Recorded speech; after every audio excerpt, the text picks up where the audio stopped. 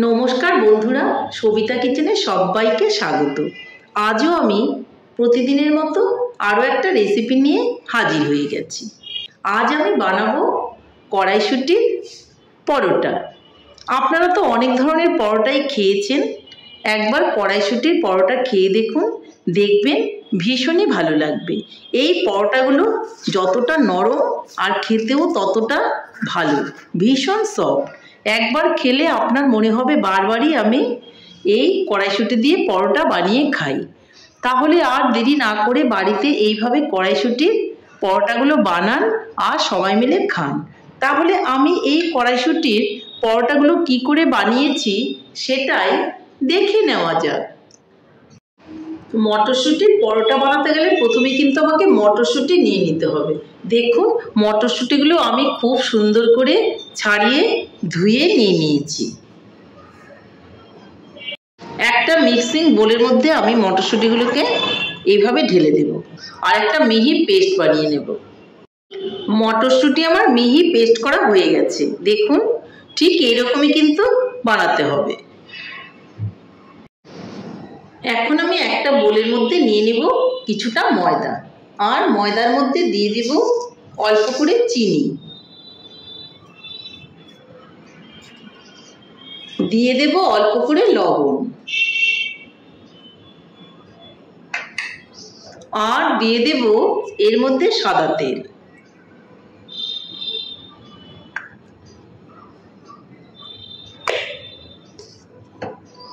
শুকনো উপকরণগুলোকে আমি খুব ভালো করে কিন্তু মেখে নেব, যেন দানা দানা না থাকে বা দলা দলা হয়ে না থাকে, সেই দিকে কিন্তু খেয়াল রাখতে হবে। ময়দাটা আমার কিন্তু লবণ, চিনি আর সাদা তেল দিয়ে ভালো করে মাখা হয়ে গেছে। দেখুন, ঠিক এরকমই হবে। এখন আমি এই ময়দাটার মধ্যে মটরশুঁটির পেস্টটা যে করে রেখেছিলাম সেই পেস্টটা কিন্তু আমি দিয়ে দেব।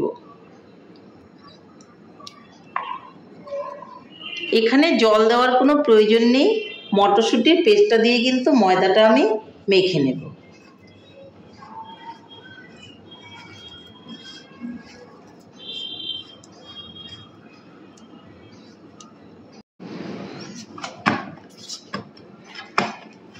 ময়দাটা কিন্তু আমার খুব ভালো করে মাখা হয়ে গেছে। এখন আমি এর মধ্যে সাদা তেলটা উপর থেকে এইভাবে মেখে একটা ঢাকনা দিয়ে কিছুক্ষণের জন্য রেখে দেব। কিছুক্ষণ বাদে আমি ময়দাটা যে মেখে রেখেছিলাম ঢাকনাটা তুলে নেব। দেখুন কি সুন্দর ময়দাটা সফট হয়ে গেছে। এরকমই কিন্তু সফট করে বানাতে হবে। এখন আমি এখান থেকে লেচি বের করে নেব। পরোটা বানানোর জন্য এরকম করে কয়েকটা লেচি বের করে নেব।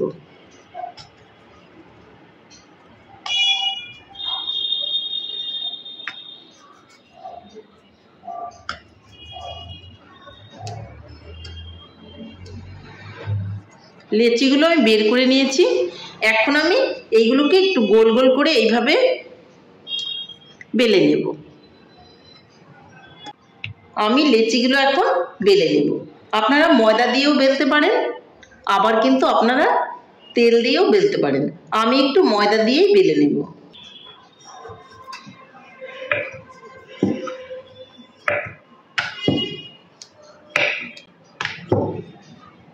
আপনি আপনার পছন্দ মতো সাইজে কিন্তু পরোটাগুলো বানাবেন। আমি আমার পছন্দ মতো সাইজে পরোটাগুলোকে বানিয়ে নেব।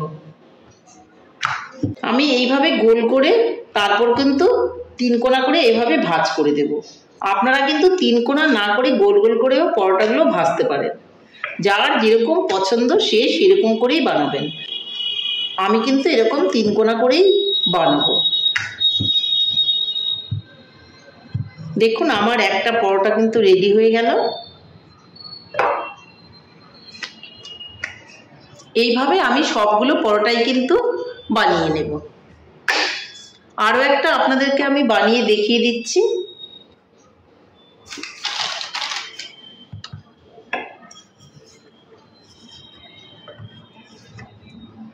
মটরশুঁটির পরোটাটা বানানো কিন্তু খুবই সহজ আর খেতে কিন্তু ভীষণই ভালো।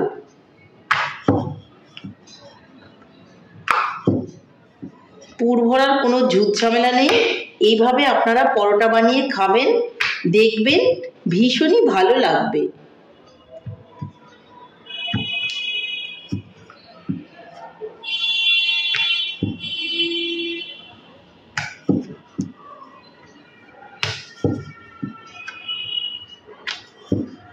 এইভাবে আমি পরোটাগুলো বেলে নেব আর ভেজে নেব। একসঙ্গে অনেকগুলো আমি বেলে নেব না, একটা একটা করে বেলবো আর একটা একটা করে বানাবো। তাহলে আমি এখন চলে যাচ্ছি নেক্সট স্টেপে। এদিকে উনানে আমি একটা তাওয়া বসিয়ে দিয়েছি আর তার মধ্যে আমি দিয়ে দেব সাদা তেল। সাদা তেলে কিন্তু আমি পরোটাগুলোকে ভেজে নেব। আপনারা ঘি দিয়েও কিন্তু পরোটাগুলো ভাজতে পারেন। তেলটা কিন্তু আমার গরম হয়ে গেছে। এখন আমি তাওয়ার মধ্যে একটা একটা করে পরোটাগুলো দিয়ে ভেজে নেব।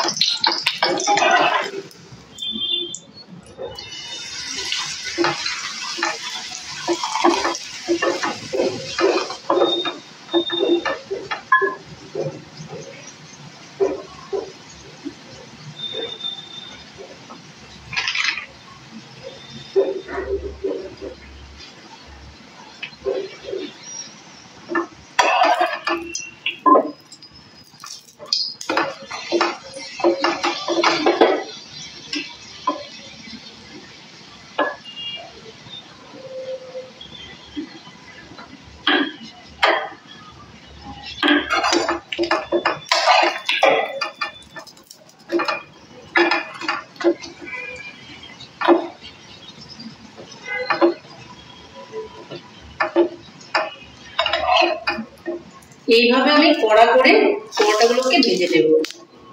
দেখুন আমার একটা পরোটা কিন্তু হয়ে গেছে। এটাকে আমি এখন তুলে নেব।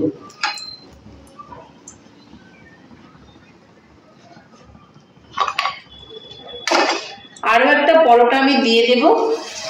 এইভাবে আমি সবগুলো পরোটাই কিন্তু ভেজে নেব।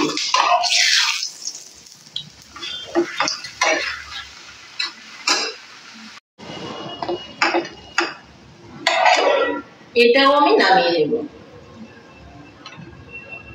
তাহলে বন্ধুরা ফাইনালি আমার কড়াইশুঁটির পরোটা রেডি হয়ে গেছে। দেখুন কত সুন্দর হয়েছে আর খেতেও কিন্তু ভীষণই ভালো লাগে। দেখুন পরোটাগুলো আমার প্রত্যেকটা পরোটাই কিন্তু দারুণ সুন্দর হয়েছে। এইভাবে আপনারা বাড়িতে পরোটাগুলো বানান আর সবাই মিলে খান, দেখবেন ভীষণই ভালো লাগবে। তাহলে আমার রেসিপিটা কেমন লেগেছে?